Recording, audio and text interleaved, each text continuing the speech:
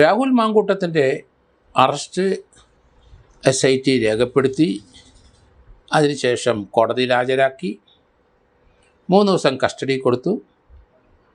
ഇന്നലെ 3 ദിവസത്തെ കസ്റ്റഡി തീർന്നു. അതിനുശേഷം അദ്ദേഹത്തിനെ കോടതിയിൽ ഹാജരാക്കി വീണ്ടും റിമാൻഡ് ചെയ്തു. ഇന്ന് 16-ാം തീയതി അദ്ദേഹത്തിൻ്റെ ജാമ്യാപേക്ഷ കോടതിയുടെ പരിഗണനയിൽ വന്നു. കോടതി ആ പരിഗണനയുടെ വാദഗതികൾ കേട്ടു. അതിനുശേഷം അത് മറ്റൊരു തീയതിയിലേക്ക് മാറ്റി. അങ്ങനെയാണ് വരുന്ന വാർത്തകൾ. ഏതായാലും 174(2) പ്രകാരം BNS പ്രകാരം BNSS പ്രകാരം ആണ് അദ്ദേഹത്തിന് എതിരായി FIR എടുത്തിരിക്കുന്നത്. അദ്ദേഹത്തിനെ അറസ്റ്റ് ചെയ്ത് റിമാൻഡിലേക്ക് വിട്ടിരിക്കുന്നത്. അദ്ദേഹം 2 കേസിനകത്ത് ജാമ്യത്തിൽ നിന്ന വ്യക്തിയാണ്. കോടതി കണ്ടീഷൻ ബെയിലാണ് കൊടുത്തിരിക്കുന്നത്. ഒരിടത്ത് അറസ്റ്റ് തടയുകയും മറ്റൊരു കേസിൽ അദ്ദേഹത്തിന് ജാമ്യം അനുവദിക്കുകയും ചെയ്തതാണ്. അദ്ദേഹത്തിന് എതിരായി 3ാമത്തെ കേസ് വന്നപ്പം പോലീസ് അൺഎക്സ്പെക്റ്റഡായി അപ്രതീക്ഷിതമായി അദ്ദേഹത്തിനെ കണ്ടെത്തി അറസ്റ്റ് രേഖപ്പെടുത്തി. അതൊരു വാശിയും വൈരാഗ്യത്തിൻ്റെ പുറത്താണ് ആ അറസ്റ്റ് നടന്നതെന്ന് എനിക്ക് തോന്നുന്നു. കാരണം FIR ഒരു വാലിഡ് FIR ആണെന്ന് തോന്നുന്നില്ല.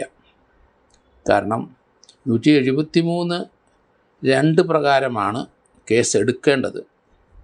ആ രീതിയിൽ കേസ് എടുത്തിട്ടില്ല.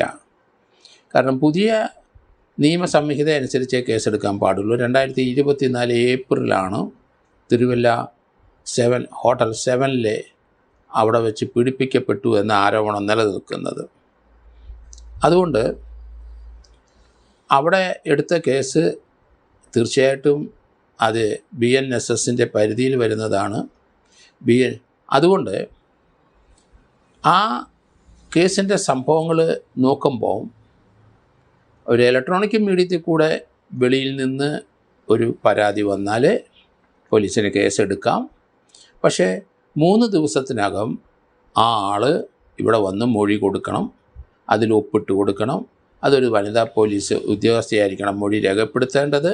അതൊരു വീഡിയോഗ്രാഫി ചെയ്യണം. ഇതൊന്നും ഈ കേസിനകത്ത് നടന്നില്ല. അത് 3 ദിവസത്തിനകം വേണമെന്നാണ് 173(2) പറയുന്നത്. അതും നടന്നില്ല. അവർ വിദേശത്ത് എവിടെയോ ആണ്. അവർക്ക് ചില ന്യായീകരണം ഉണ്ടെങ്കിലും നിയമത്തിന് മുമ്പിൽ ആ ന്യായീകരണം കൊണ്ട് പ്രയോജനമില്ല. ആ ന്യായീകരണത്തെ കൊണ്ട് പ്രതിക്ക് മാത്രമേ പ്രയോജനം ഉണ്ടാവുകയുള്ളൂ. ആ കേസിൻ്റെ FIR ഇൻവാലിഡായി പോകും എന്നാണ് കരുതുന്നത്. അതുകൊണ്ട് അദ്ദേഹത്തിന് തീർച്ചയായിട്ടും ജാമ്യാപേക്ഷ പരിഗണിക്കേണ്ടി വരും കോടതിക്ക്. കോടതി ഒരു വാലിഡായ FIRലാണെങ്കിൽ തീർച്ചയായിട്ടും അദ്ദേഹത്തിന് ജാമ്യം കൊടുക്കാതിരിക്കുകയോ ചെയ്യാം. പക്ഷേ ഇവിടെ അങ്ങനെ ഒരു കേസേ തന്നെ നിലനിൽക്കില്ല എന്നാണ് എനിക്ക് തോന്നുന്നത്. കാരണം ഈ 173(2)ലെ വകുപ്പ് അങ്ങനെയാണ് പറയുന്നത്. അതേസമയത്ത് ഇത് IPC വകുപ്പിലേക്കും പഴയ CRP വകുപ്പിലും ആണ് കേസെടുത്ത് മുന്നോട്ട് പോകുന്നെങ്കിൽ അത് നിയമപരമായി അതിന് സാങ്കത്യമില്ല എന്ന് തന്നെ പറയേണ്ടി വരും. അതെന്നല്ല, ഈ പെൺകുട്ടിയുടെ മെഡിക്കൽ എക്സാമിനേഷൻ 2024 ഏപ്രിലുണ്ടായ സംഭവത്തിൻ്റെ പേരിൽ ഇനി ഒരെണ്ണം നടന്നാലും അതിന് വലിയ പ്രയോജനങ്ങളില്ല. ആ മെഡിക്കൽ എക്സാമിനേഷൻ മെഡിക്കൽ എവിഡൻസ് ലഭിക്കാൻ, അതായത് ആ കുട്ടിയെ പീഡിപ്പിച്ചതിനുള്ള മെഡിക്കൽ എവിഡൻസ് ലഭിക്കുകയുമില്ല. അതുതന്നെയല്ല, ഈ കേസിനകത്ത് ലാപ്ടോപ്പ് MLAയുടെ കയ്യിലുള്ളത് കൊടുക്കണം, അത് കണ്ടെന്ന് പോലീസ് പറഞ്ഞു. അത് കണ്ടെത്താനായിട്ട് അദ്ദേഹത്തിൻ്റെ ലോഡ്ജിലും അദ്ദേഹത്തിൻ്റെ വീട്ടിലും റെയ്ഡൊക്കെ പോലീസ് നടത്തി. പക്ഷേ സാധനം ലഭിച്ചില്ല. ആ സാധനം എവിടെയെന്നുള്ള ചോദ്യത്തിന് അദ്ദേഹം ഉത്തരം പറയത്തില്ല. ആ സാധനം പോലീസിനെ ഹാജരാക്കണം എന്ന് പറഞ്ഞാൽ അദ്ദേഹം ഹാജരാക്കില്ല. അതിനുള്ള ഹാജരാക്കേണ്ട ഒരു ആവശ്യം നിയമപരമായി പ്രതിക്കില്ല.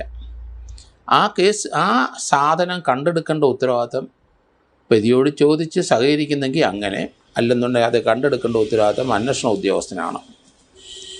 അതിനകത്ത് പ്രതിയുടെ സഹകരണം തരുന്നില്ല എന്ന് പറഞ്ഞാൽ അതൊരു കുറ്റമായിട്ട് പറയാൻ ഒക്കില്ല. അതിനകത്ത് പ്രതിയുടെ സഹകരണം ഉണ്ടാവില്ല.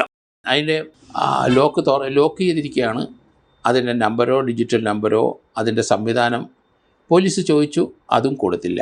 നിയമപരമായി ഇത് രണ്ടും കൊടുക്കേണ്ട ഒരു ആവശ്യം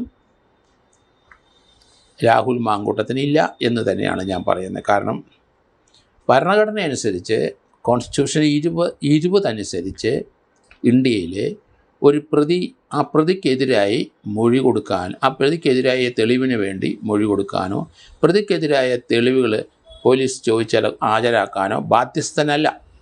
അത് പോലീസിൻ്റെ കടമയാണ്. അങ്ങനെയാണ് ഇന്ത്യൻ നിയമം. അതേസമയത്ത് പ്രതി കുറ്റസമ്മതം എന്തെങ്കിലും നടത്തി അതിനകത്ത് ഇത് കണ്ടെടുക്കാനുള്ള വിവരം ഉണ്ടെങ്കിൽ അത് 27 എവിഡൻസ് ആക്ട് പ്രകാരം കണ്ടെടുക്കാം, അത് വാലിഡാണ്. പക്ഷേ ആ വിവരങ്ങൾ രാഹുൽ പറയുന്നില്ല. അത് കൃത്യമായ നിയമ അവബോധം ഉള്ളതുകൊണ്ടായിരിക്കണം, അല്ലെങ്കിൽ നിയമപരമായ ഉപദേശം കിട്ടിയുകൊണ്ടായിരിക്കണം രാഹുൽ അങ്ങനെ കാണിക്കുന്നത്. കാരണം പോലീസിനോട് സഹകരിക്കണമെന്ന് നിർബന്ധമൊന്നുമില്ല, പോലീസ് പറയാനാ കേൾക്കണമെന്നുമില്ല. അത് പോലീസിൻ്റെ ചുമതലയാണ് ഇത് കണ്ടെടുക്കേണ്ട. ആ എവിഡൻസ് കൊണ്ടുവരേണ്ട ചുമതല അന്വേഷണ ഉദ്യോഗസ്ഥനാണ്. അതുകൊണ്ട് പ്രതി ഞങ്ങളോട് സഹകരിക്കുന്നില്ല എന്ന് പറഞ്ഞാൽ അത് വിലപ്പോകില്ല. അത് സഹകരിക്കേണ്ട ആവശ്യമില്ല. പ്രതി പോലീസിൽ വരുമ്പം ആ കേസ് അന്വേഷണം നടക്കുന്ന സമയത്ത് താൻ കുറ്റം ചെയ്തിട്ടില്ല എന്നല്ലേ പറയുന്നത്. പിന്നെ എന്തിനാണ് കുറ്റം ചെയ്തു എന്ന് പറഞ്ഞാൽ എവിഡൻസ് കൊടുക്കുന്നത്? അത് ഭരണഘടന അനുസരിച്ച് കൊടുക്കാനും പാടില്ല. അതുകൊണ്ട് കോടതിയാണ് എവിഡൻസ് നോക്കി ഇയാൾ കുറ്റക്കാരനാണോ എന്ന് പിന്നീട് ചാർജ് ഷീറ്റ് കൊടുത്തു കഴിയുമ്പം തീരുമാനിക്കുന്നത്. ഈ നിലപാട് കാരണം അന്വേഷണം മുന്നോട്ട് പോകില്ല. പിന്നെ FIR തന്നെ ഡിലേയ്ഡാണ് എന്ന് പറഞ്ഞാൽ VNS 2 തന്നെ പറയുന്നുണ്ട്, ഡിലേ FIR ഈസ് ഡൗട്ട്ഫുൾ എന്നാണ് പറഞ്ഞിരിക്കുന്നത്. അത് സുപ്രീം കോടതി അംഗീകരിച്ചിട്ടുണ്ട്. എന്തുകൊണ്ടാണ് ഇത്ര ഡിലേ വന്നത്? ഒരു റേപ്പ് ഉണ്ടായിക്കഴിഞ്ഞാൽ ആ തിരുവല്ലയിൽ ആ ലോഡ്ജിൻ്റെ തൊട്ടടുത്ത് പോലീസ് സ്റ്റേഷനുണ്ട്, അവിടെ പോയി മൊഴി കൊടുത്ത് കേസെടുക്കേണ്ടതല്ലേ?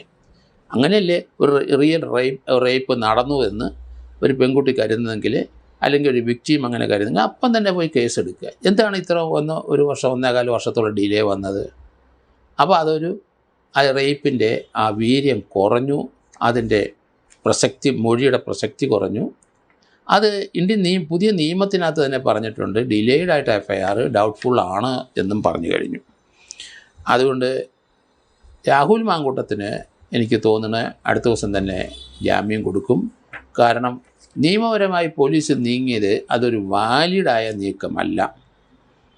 അതുകൊണ്ട് ആണ് അദ്ദേഹത്തിന് ജാമ്യം എലിജിബിളാണെന്ന് തോന്നുന്നത്. അത് തന്നെയായിരിക്കും, അത് ഹൈക്കോടതിയിൽ പോയാലും ശരി സുപ്രീം കോടതിയിൽ പോയാലും വരാൻ പോകുന്നത് അത് തന്നെയായിരിക്കും വിധി എന്ന് കരുതുന്നു.